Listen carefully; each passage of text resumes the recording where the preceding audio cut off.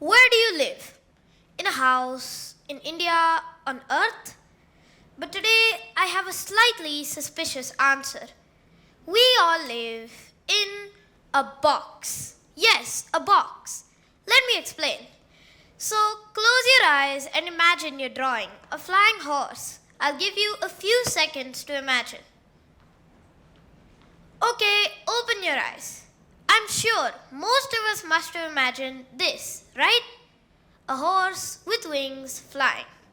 Now here's the fun part. When I asked this same question to a group of my friends, do you know what they drew? They drew this. Do you understand the difference? Same question, same horse, but very different answers. When we get slightly outside the box, our brain goes, it's insecure. This feels unsafe. Let's go back. So we start going back into the box. So yes, we live in a box. Hello everyone, my name is Riaan Wankhade and my topic today is creativity. Silencing the noise to listen to the creative echo. Let me explain. The Wright brothers, two bicycle mechanics from Ohio, no university degrees but invented the airplane, one of the greatest inventions of mankind. Then there's Sister Elizabeth Kenny, an unlettered Australian nurse with no medical degree pioneered a polio vaccine that saved millions from paralysis. How? How? Don't you all have the same question? With full degrees, money, and knowledge, many could not. But what they had, the belief, the courage, and most importantly, the real invisible connect. That, ladies and gentlemen, is the definition of the creative echo. I believe that solutions to all our problems are out there. They're communicating with us, like with some sort of frequency. We just need to tune our ears to it and grab it. But we're so involved in our routine work, rules, standards, and the rituals of to-dos of our everyday that we stop listening to our creative echo. I want to share with you my encounter with the creative echo and how I got the idea. I tried cricket, I failed. I tried football, I failed. I practiced hard, but there were many times when I was not selected. Then there was chess. I love chess, but chess never loved me back. I lost a lot. The voice said, maybe you're not good enough. Maybe this isn't for you. That voice, I now call it the noise, can be very convincing. But then something unexpected happened. I was not good at drawing. Actually, I was really bad at it. My lines never went where I wanted them to go. My pictures never looked like what I imagined in my head, and most of the time I stopped before I even finished. But then my mother's birthday was coming. I wanted to give her something special. Not an artifact, not something from a shop. I wanted to give her something that came from me. One afternoon, I was sitting alone at home. The house was quiet. No teachers, no friends, no noise. And that's when I heard it. A very soft voice inside me. It didn't shout, it didn't judge, it didn't say be perfect. It just said, try. That was my creative echo. I decided to draw my mother's portrait. For that, I joined drawing classes. 6 months in, I asked my teacher to help me. I was scared, but I kept going, line by line. Slowly. When I finally finished the sketch, I didn't know if it was good or bad. I just knew that it was honest. When I gave it to my mother, she looked at it. She smiled, she cried, and then she hugged me. That drawing meant so much to her that she framed it, and it's still on the wall of our living room till today. In that moment, something changed. Not the drawing, of course, but me. Me and my belief. From that day on, I started noticing something. The creative echo doesn't shout, it whispers, and that's why it's easy to miss. Because the world around us is very noisy. Look at this, $1 million jar. But wait, it's empty. I call this the jar of what ifs. It's where we keep our best ideas. The book you never wrote, the robot you never built, the song you were too scared to sing. We keep them behind the glass, locked. You polish the glass, you admire your $1,000,000 ideas, but you never open the lid. Why? Because you're scared, you're afraid that if you let the idea out, the real world will show flaws. But here's what I learned. An idea in a jar isn't an invention. It's a future that never arrives. And that quiet voice inside you, your creative echo, it isn't asking you to protect the jar. It's asking you to break it.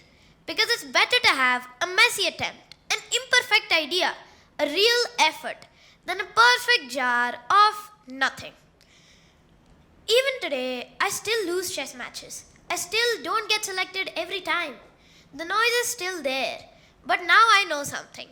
Underneath all that noise, I'm learning to listen to that small signal, that quiet idea, my creative echo.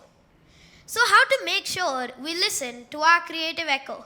Can we make it a little easier to grab that faint calling signal? I came up with a 3-step system that I'd like to share with everyone. I call it DIY. Most of you know it as do it yourself. Of course, you have to do it yourself. But in my case, it's DIY. It's not research based, it's simply a philosophy. You can call it Riaan's philosophy, shaped by curiosity, innocence, and silly diversions. Let's start with the first letter, D. Diversions of creativity, or as I call it, silly diversions of creativity. Let's understand it with an example. There are organizations today creating artificial meat, not soy, not vegetables, actual meat grown in labs. It looks the same, tastes the same, and sounds unbelievable, right? But it's real. At this time, let me propose a small diversion to this idea. How about instead of artificial meat, we make artificial rice? More than half the world's population, roughly more than 4 billion people, rely on rice as an essential food source. Can you imagine the impact? Wait, did you notice something here? A tiny diversion from meat to rice completely changes the scale, relevance, and emotional weight of the idea. That's what a diversion of creativity does. Silly diversions often lead us to completely different outcomes, and in doing so, they give creativity its wings. Because diversion is not a technique or a trick, it's a quiet relationship, a way of slowly learning to trust and listen to your creative echo. Let's understand it with another interesting example. You're playing table tennis, and suddenly a thought appears. What if the table was bigger? A standard TT table is around 5 by 9 feet, right? Let's make it 20 by 40 feet, or say 20 by 45. With that bigger table, you need bigger rackets and a bigger ball. Let's get some bigger but similar looking rackets and a tennis-sized plastic ball. Wow, that already feels fun. But wait, the huge table is making it all a bit uncomfortable. Let's remove that. And lo and behold, you've invented the new game, pickleball. Now you understand how a diversion of creativity works? With that, I come to the next letter, I. Once I asked my small 6-year-old sister, "What are you drawing?" She said, "I'm drawing a picture of God." Huh? I told her, but no one has ever seen God, and no one knows what God looks like. She looked at me and said, "Wait for 3 or 4 minutes and I'll show you."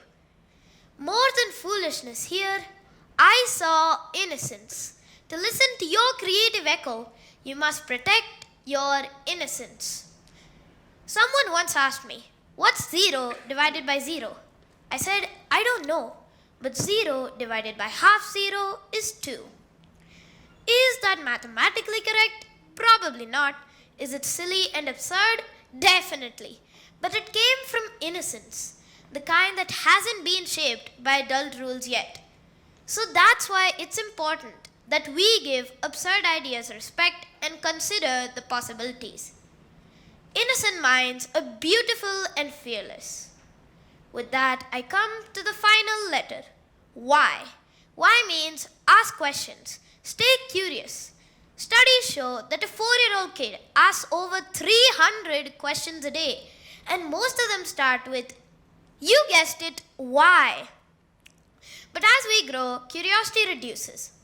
You'll find that as we grow older, we ask more procedural questions. Questions like how much, how long, is this portion in the syllabus, etc.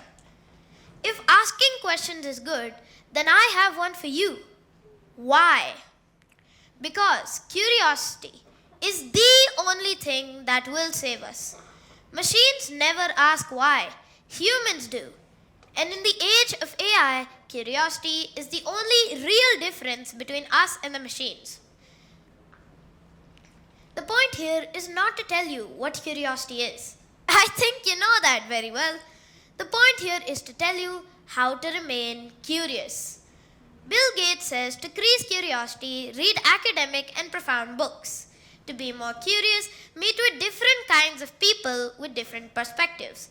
And thirdly, learn a new language. Learn something new all the time and practice and make efforts to be less cynical. You remember the box I talked about at the beginning? Everyone wants to get out of the box. Can you do that? Will you do that? Then curiosity, ladies and gentlemen, will take us out of the box. So, in summary, for better listening to your creative echo, you must look for creative diversions, protect your innocence, and always ask questions. With that, I come towards the end of my talk. But before I conclude, it's important to recognize the reality we're living in. We have many challenges in the world today. Global warming, pollution, mental health issues, education gaps, and many more. But today, the population of the world is the highest it has ever been. Together, we have more creative minds alive on Earth than ever in the history of mankind. I'll leave you with the thought. If each one of us listened to our creative echo and acted on it, imagine how many ideas we could generate, how many problems we could solve, and how much better a place this earth could become. My name is Riaan Wankhade. I'm 10 years old, and I am learning to listen to my creative echo. Thank you.